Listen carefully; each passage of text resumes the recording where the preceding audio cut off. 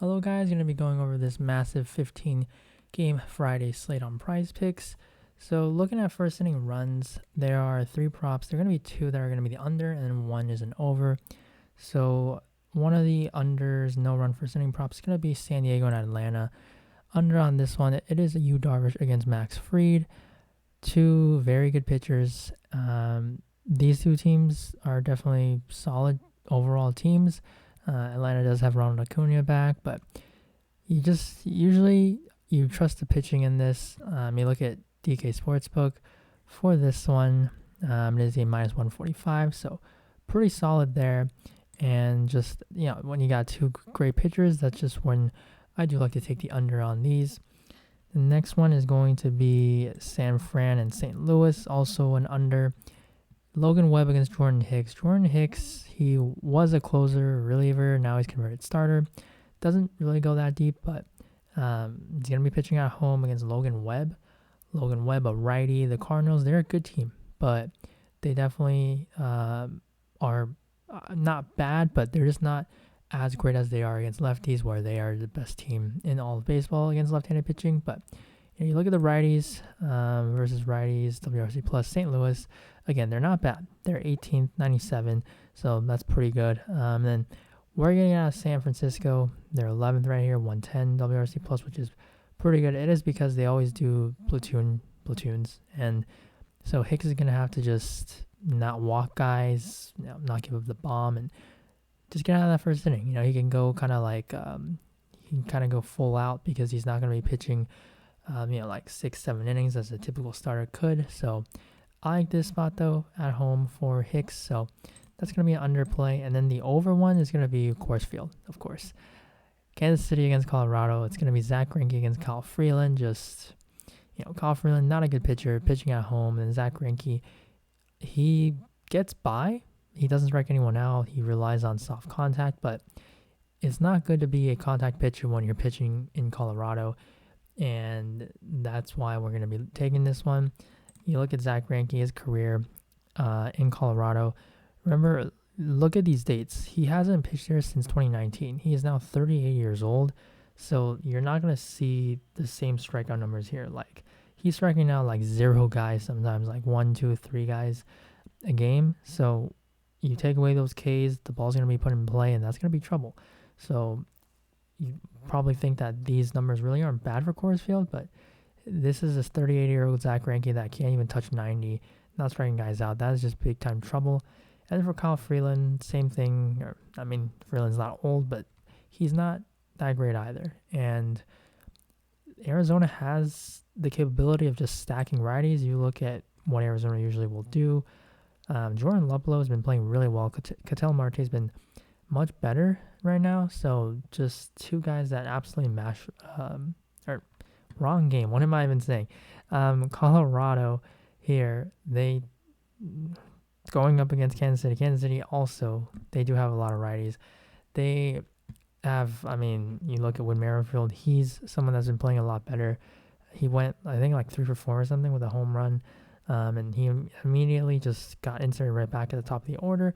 Andrew Benintendi, someone who is pretty solid against left-handed pitchers, so that's not really a problem. Kyle Freeland, not really tough on left-handed batters, so it just makes sense. Salvador Perez, always a power threat, always the ability to hit a homer, kind of be able to step up to the plate in the first inning, so that's good. Hunter Dozier, Bobby Witt, all these guys have the platoon advantage, so that's why I'm liking this over. You look at where DK Sportsbook has it.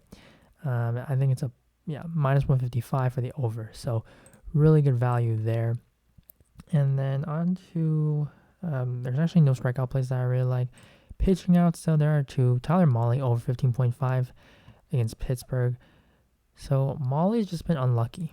You look at his numbers, that's not really bad, but he has a 6.46 ERA, expected only at 3.63.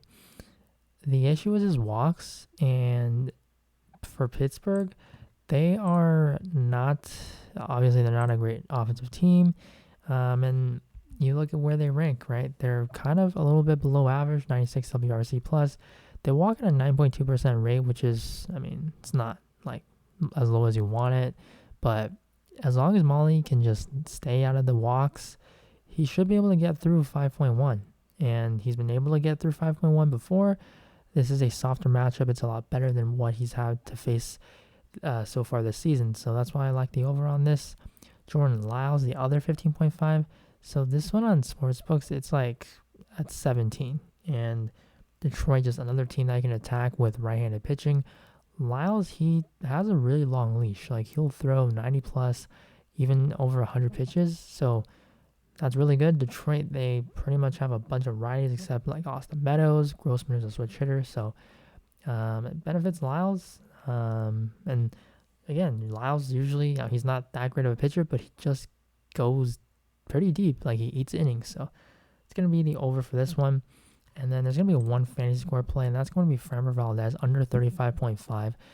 Valdez is really inconsistent. Like, he on some nights, he'll just show he can be a near ace kind of guy, but then the other nights, he'll just walk a bunch of guys. He'll give up a lot of runs and just be kind of wild. And you look at this Nationals team, they have a lot of righties that can just, kind of really make it tough for him. There's a lot of guys that walk at a high rate, which is going to be trouble.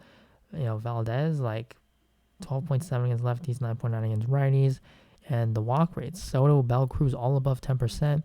You got Lane Thomas, Cesar Hernandez, like Victor Robles. These guys also walk at a decent rate, and all that's just going to be a really big problem. We saw it with Joan Adon today against the Mets. He walked like 5 or 6 guys, and that's how you get into trouble. It's going to raise your pitch counts, and for Valdez, he usually doesn't go a lot over 6 innings, so he's not going to be able to get the quality start. It wouldn't be crazy to think that Josiah Gray can beat this Astros team, and so that's going to prevent Valdez from getting the win. You look at how the Nationals are against left-handed pitching this season. They're not awful. They have left-handed pitching. They're 84 WRC plus. Again, not that great, but it's the strikeouts. You need Ks to be able to hit high fantasy point projections, and the Nationals strike out at the lowest rates against left-handed pitching, and they walk in at 9.7% clip, which is pretty solid. That's tied for 9th, so a lot of good things for the Nationals here, actually. So that's going to work against Valdez here, and I think this fantasy point projection is just a little bit too high. Now onto the hitting category. So Rafael Devers is going to be the first one. Right here, 7.5. So Dane Dunning has been good. But Dunning, if we take a look at what Dunning does against left-handed batters, definitely a weak spot. For a lot of righties, that's what they struggle with. And Dane Dunning, left-handers. Hard hit rate, 47.5, a lot higher of a fly ball rate. So if Devers can get, put some lift in the ball, that's going to be a problem for him. Dunning, his pitches against lefties, he's a pretty heavy sinker changeup guy. So sinker, Devers right there, 419, 375 ISO, just really crazy. And then also the changeup, 300 WOBA, 191 ISO. Obviously not as great, but that's just how usually guys are. They hit fastballs a lot better. So I like the numbers though here for Devers, just a lefty that's going to be playing in Texas. Texas, once again, going to be some pretty good hitter-friendly weather here, 92 degrees. As long as they keep that roof open, 11 miles winds blowing out. So all of that definitely is going to benefit Devers. And then we're going to go to Coors Field. So really like the over on that. Makes a great stack with these hitters. So I'll talk about all of them together. I'm taking it over on Crone, Salvi, Blackman, Witt, and Connor Joe. Benintendi, it's not a bad play, but I think I'd rather just have all these other guys like Perez, Witt. They're ranked, they're projected for lower point totals. I just rather have those, and you get stolen base potential with Witt. So you don't get that with Benintendi. So just gonna really like these other his teammates more than him. So probably not gonna get to him, but I wouldn't say that it's a bad play. I just like all of these. I think my favorite one will be CJ Cron, Zach Greinke. He has reverse splits, and Cron's just the better hitter compared to Blackman and Connor Joe.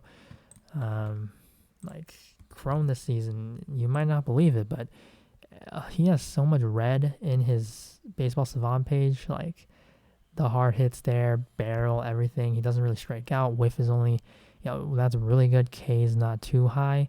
And the thing is, Greinke, again, he does not strike out guys. This is a contact pitcher. It's going to allow Cron to make contact. Same thing why I like Connor Joe and Charlie Blackmon. I think these projections should be like more 8.5 even, and we're getting a big discount. And the same thing on the other side with Perez and Witt, like 5.5. I mean, likely you're going to see a lot of base runners, a lot of chances to drive in guys, and all it's going to take is a single, and then they get to come home and score. Witt can steal a base. Just so many great things for this entire game. It's going to be the highest run total on the slate, 5 and 5.7. Just a really great game environment. So always going to be a fan of cores, and these projections are just too low for this. And then now moving on to Wilson Contreras, 6 points. Gonna take the over on this. So Zach Davies, he has been, I'd say, decent this year, but he's always struggled with walks. And Wilson Contreras, he walks 10.9%. So if we don't get a chance to see Contreras swing the bat, at least we're gonna be able to see him score points from the walk. Hopefully, as guys behind him can drive him in. But 6 just seems like a little bit low. We at least get the push on it, and as soon as this loads. But Contreras, he's actually hitting really well this season. Like, you might not know it because it's Chicago, they're just not a good team, but I mean, 100% hard hit percentage, just insane. Over 60% hard hit rate. Like, that is probably one of the, if not the best hard hit rate in all of baseball. And he's batting 304, expected at 300. So this is something that's sustainable for him right now. And I feel like this is a good spot for Davies, or for Contreras, because Davies, he has some reverse splits. So Contreras batting cleanup, have guys ahead of him. Ian Happ's been swinging really well, actually.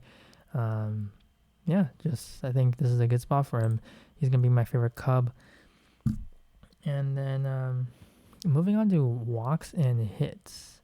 So for this, it's going to be 2 unders. That's going to be Cedric Mullins against Detroit, just having to face Eduardo Rodriguez. Not particularly tough against lefties, but lefty. That's going to neutralize Mullins a bit. So that's why I usually like to take unders when it's a lefty against a lefty. And then for Baez, I kind of like Jordan Lyles. Baez, he struggled against Lyles in the past. I think he's like 1 for 13. And Baez just not someone that walks. He has like a under 4% walk rate. So you're going to need pretty much 2 hits out of Baez. And that's going to be tough for someone who bats really low. And then for runs and RBIs, it's going to be 2 props. Overs, Starlin Marte, one of my favorite ones. 0.5, just a very strong prop against Marco Gonzalez. Someone who's been really lucky so far this season. Marte back batting at the 2-hole, so really like that. And then DJ LeMahieu against Vince Velasquez. As long as he bats leadoff, gonna really like this prop. I love picking leadoff hitters or guys that bat second in high run totals.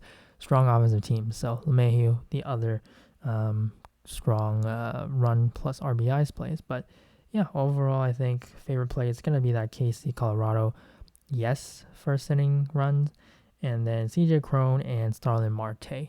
So that's going to be the video for this, guys. A lot of plays for a Friday, Coors Field especially. So I'll make sure to always update you guys with the plays and the favorite ones on my Twitter. So link to my account is going to be in the description below. So thank you guys for watching. Make sure you do keep up to date with the plays, and thank you guys again, and I'll see you next video. Bye.